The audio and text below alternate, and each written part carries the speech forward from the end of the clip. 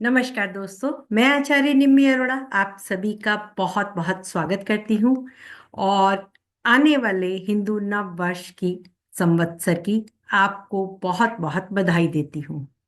जैसा कि हर वर्ष मैं हिंदू नव संवत्सर की चार्ट आपके साथ शेयर करती हूँ, घट स्थापना का समय और साथ ही अपने देश की जो स्थिति है, जो संवत्सर के हिसाब से बनती है, वो भी हम देख के आपके साथ में शेयर करती हूँ। और अभी तक मेरी शेयर की गई बातें काफी हद तक सही निकली हैं। ये आप मेरे पिछले वीडियोस देखकर नववर्ष संवत्सर के उसको देख के आप कह सकते हैं कि अब तक मैंने जितनी भी बातें कही हैं उनमें बहुत हद तक सटीकता रही है। आज भी मैं आपके साथ नववर्ष संवत्सर 2082 का नववर्ष की चार्ट देखकर देश के लिए कैसा रहेगा, साथ ही मोदी जी की कुंडली का लास्ट टाइम मैंने बीजेपी जी की कुंडली का किया था, जो बीजेपी की कुंडली थी। और जैसा कि मैंने कहा था कि ये गठबंधन होगा, वैसा ही हुआ।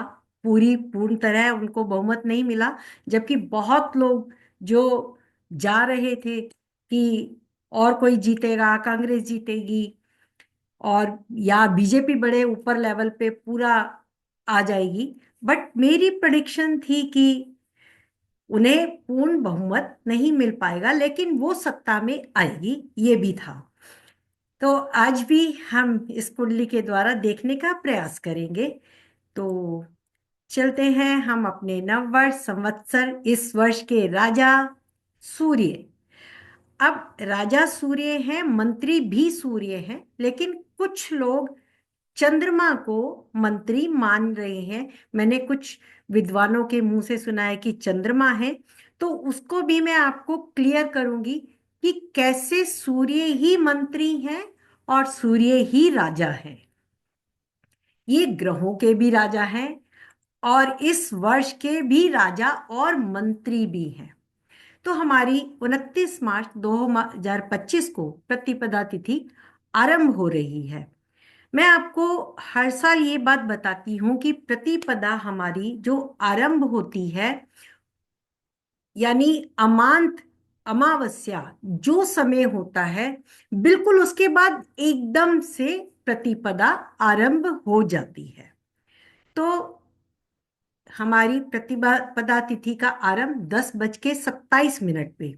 आप देखेंगे शनिवार को 16:27 शाम को सूर्य और चंद्रमा की जो डिग्री हमेशा अमांत की जो डिग्री खत्म होती है, उसके बाद ही प्रतिपदा आरंभ होती है, जो 16:27 पे सन एंड मून की डिग्री एक जैसी होती है, यानी 11 साइन 16 डिग्री 27 मिनट सूर्य और चंद्रमा बिल्कुल 1 डिग्री पर मीन राशि में रेवती नक्षत्र में होते हैं। और उसके बाद अमांत का अंतिम प्रतिपदा ये आरंभ हो जाता है।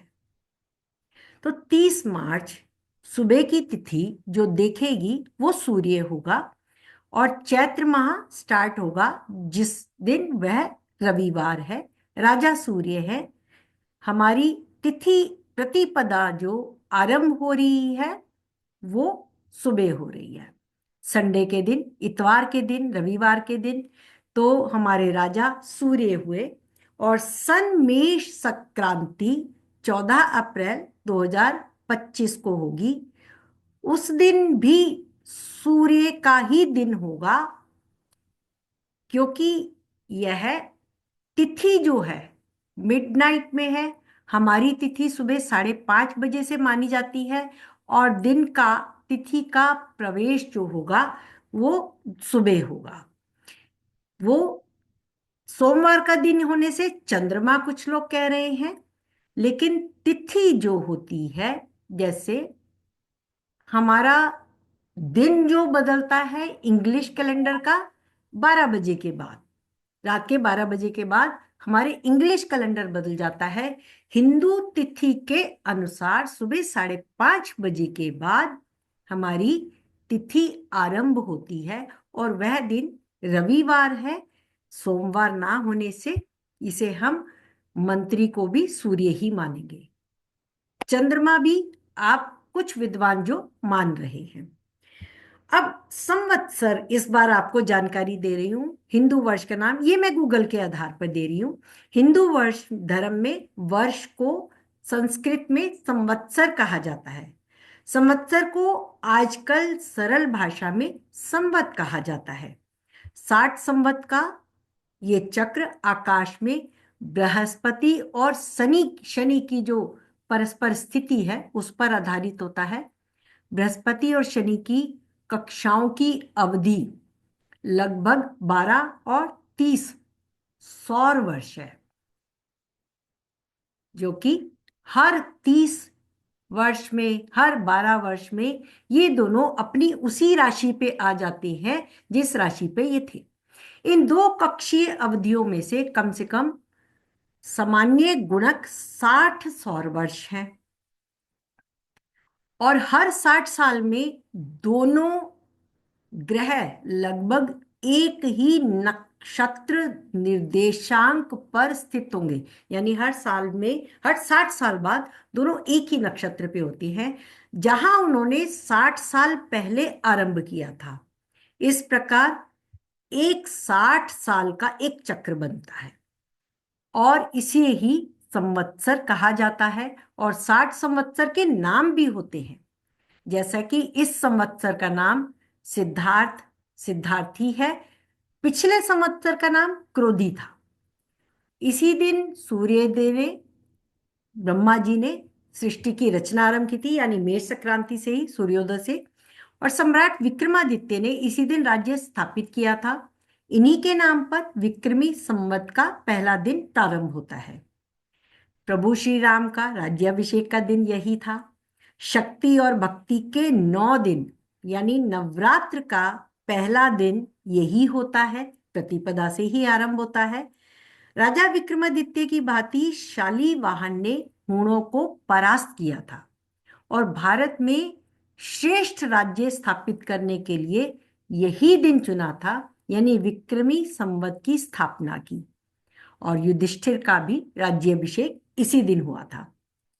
आगे कृष्ण पक्ष प्रतिपदा तिथि विक्रमी संवत 2082, जो 14 अप्रैल 2024 3:30 सुबह के, तो प्रतिपदा तिथि रविवार के दिन सुबह 30:30 पे, यानी मेष संक्रांति हो रही है। तो मंत्री भी हमारे सूर्य हैं। अब ज्योतिष गणना के अनुसार हिंदू नववर्ष का पहला दिन जिस भी दिन पड़ता है वो पूरा साल उस ग्रह का स्वामित्व माना जाता है। तो 29 मार्च से जो शुरू हो रहा है नववर्ष विक्रमी संवत, वो रविवार है और साल के राजा सूर्य और कृष्ण पक्ष प्रतिपदा रविवार का दिन, मंत्री सूर्य। तो सम्राट विक्रमादित्य ने 57 ईसा पूर्व इसे आरंभ किया था और विक्रमादित्य के काल में वराह मिहिर सबसे बड़े खगोल शास्त्री थे और उन्हीं के ज्योतिष ज्ञान को हम आगे बढ़ाते हैं। और उन्होंने ही इसको जो संवत्सर को बनाने में अहम भूमिका निभाई थी। वराह मिहिर बहुत बड़े एस्ट्रोलॉजर, बहुत बड़े खगोल शास्त्री थे। जितने भी खगोल शास्त्री रहे हैं उन्हें ग्रहों का बहुत अच्छा ज्ञान रहा है। अब देखें आप यहाँ पे इंडिया का चार्ट, और 14 अप्रैल 2025 से अगर हम देखें मेष संक्रांति, तो प्रत्येक ग्रह अपनी स्थिति गति के साथ परिवर्तन करता है और विश्व में घटना चक्र को प्रभावित करता है। इन्हीं ग्रहों की स्थिति के अनुसार इस वर्ष के घटनाक्रम क्या हो सकते हैं उसका हम बताने जा रही हूं मैं।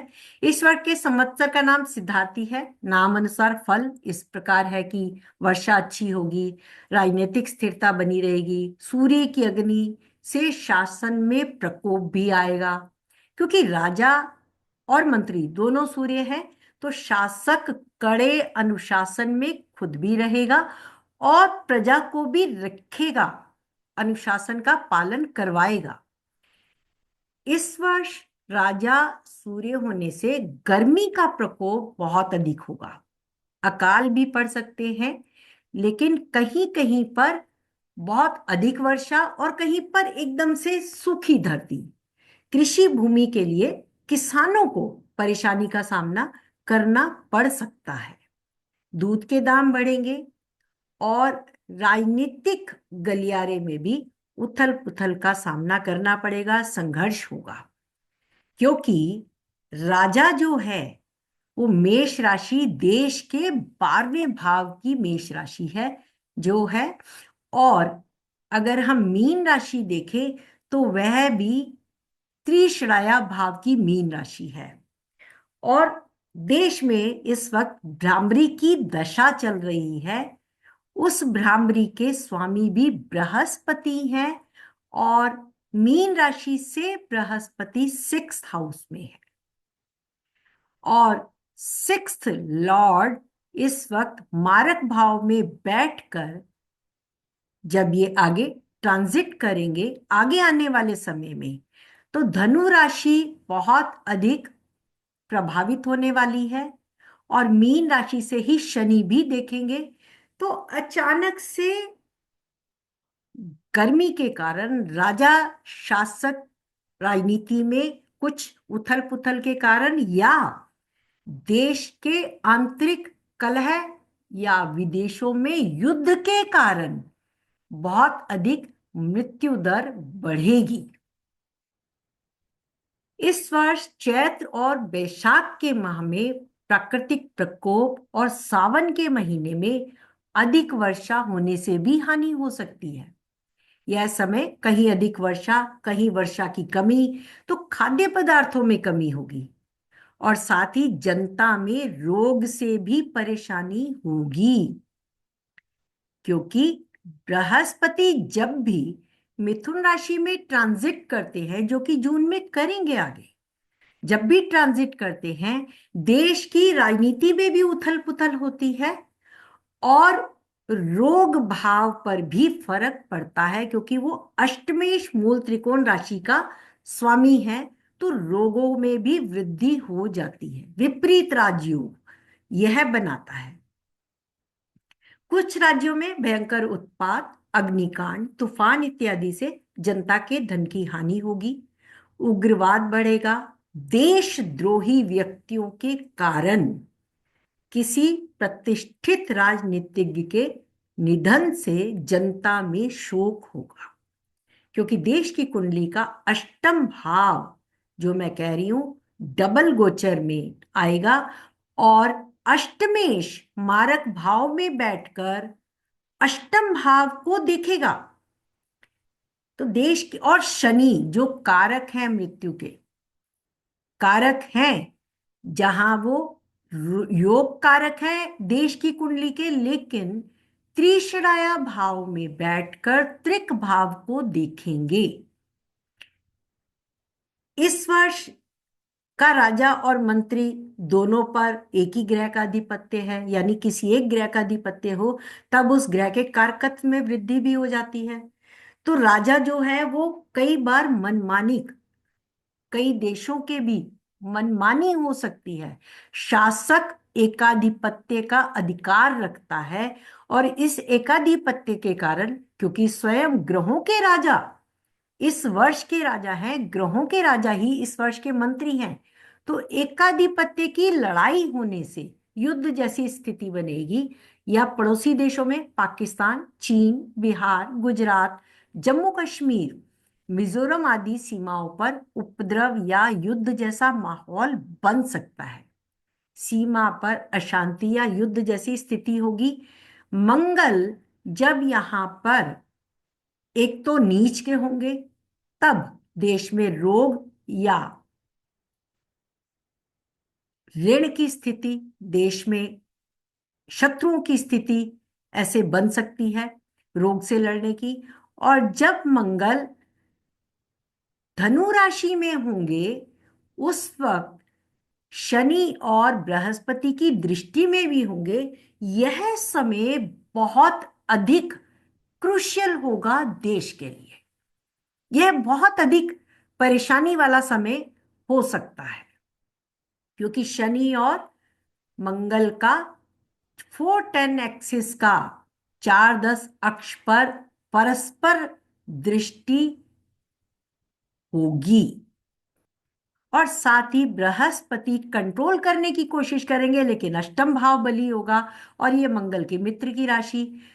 मंगल युति में बृहस्पति के साथ जो ट्रांजिट का होगा, और यहां पर मंगल स्वयं स्थित होकर इस भाव से संबंधित कारकत्वों में बहुत अधिक तेजी लाकर आठवीं दृष्टि से जो पड़ोसी देशों को देखेगा। तो ये हमारे जितने भी पड़ोसी देश है वहां सीमाओं पर उस समय का जो स्थिति होगी बहुत ही युद्ध जैसी हो सकती है, या ये तीसरे विश्व युद्ध का बिगुल ना हो, क्योंकि पड़ोसी देशों में भी ये देश की कुंडली का जो राजा बनते हैं, या इस तरीके से देखा जाता है, आने वाले समय में उनके साथ भी देखा जाएगा। अब आप मोदी जी की कुंडली को मैं देखने जा रही हूं, जिसके लिए मैंने 29 मार्च 2035 को देखा। तो ये मीन राशि, छठे भाव की राशि, बहुत ज्यादा बली होने वाली है। मोदी जी की कुंडली में रोग भाव में, यानी ये कंपटीशन का भी है। तो मार्च में जो कि कंपटीशन है, सत्ता में आने के बाद भी कह सकते हैं, लेकिन परेशानी का समय बहुत अधिक है, और कंपटीशन में बहुत से इनके अपने मंत्री लेवल के आ सकते हैं। अब आगे जो गोचर देखेंगे यहां पे, अब मैं सबसे पहले आपको बताऊं जो इनकी दशा आरंभ होने वाली है योगिनी में, जो मैं अक्सर देखती हूँ और जिससे प्रेडिक्शन मेरी सटीक निकलती है। भद्रिका की दशा आरंभ होने वाली है मार्च 2025 से, 20 मार्च 2025 से भद्रिका की दशा आरंभ होगी, और यह सिंह राशि की है।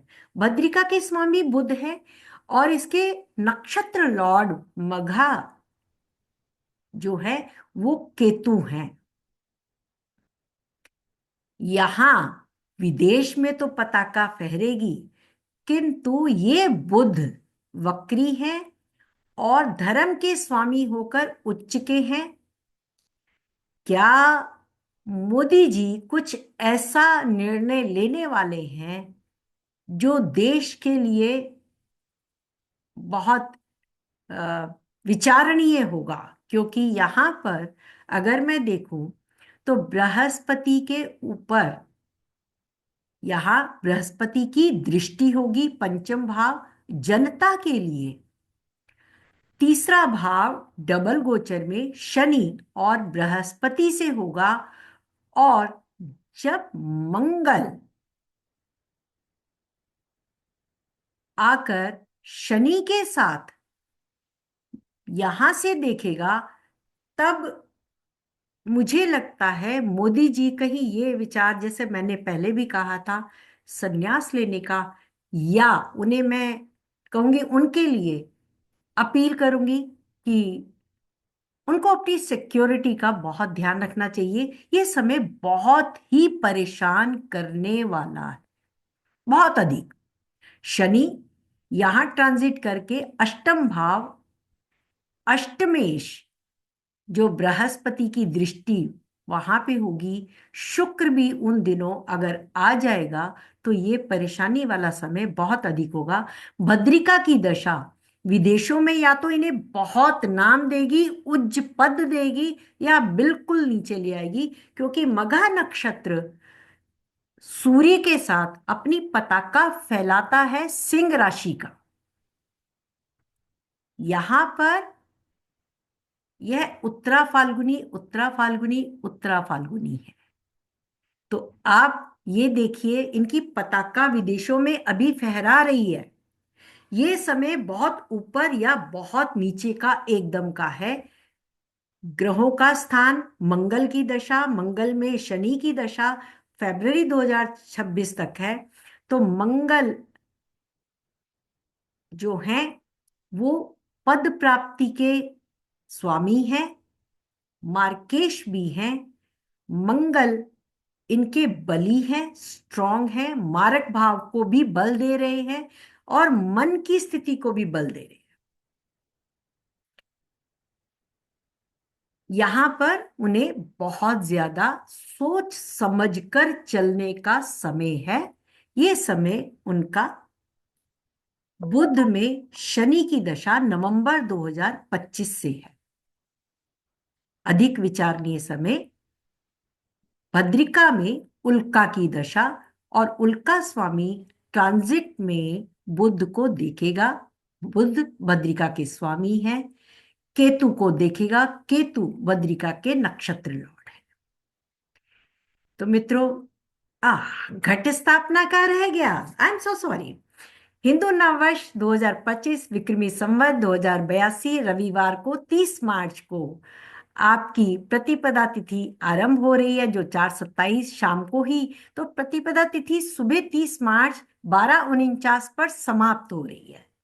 तो चैत्र घट स्थापना रविवार 6:14 सुबह से लेकर 10:23 तक का है। और जो लोग इस समय पर नहीं कर पाए, वो अभिजीत मुहूर्त 12:03 से 12:52 तक अपने घट स्थापना को स्थापित कर सकते हैं। यानी आप अपना कलश चैत्र नवरात्रि के लिए, प्रथम प्रतिपदा के प्रथम नवरात्रि के लिए, माँ गौरी की पूजा, माँ की पूजा के लिए अपने घर में घट स्थापना करें। माता से प्रार्थना कि आप सभी के जीवन में खुशहाली लाए, माँ सब पर कृपा करे और आप सब के लिए यह नवरात्रि शुभ हो। देश के लिए और देश के सभी लोगों के लिए मैं आपसे प्रार्थना करूंगी कि आप मेरे वीडियो को चाहे लाइक ना करें, लेकिन अपने कमेंट करके ये जरूर बताएं कि आपको क्या मुझे उसमें सुझाव करना चाहिए, ताकि आप मेरे वीडियो को पसंद करें। और लाइक करते हैं तो इसे आप सब्सक्राइब भी करिए, शेयर भी करिए। Thank you so much.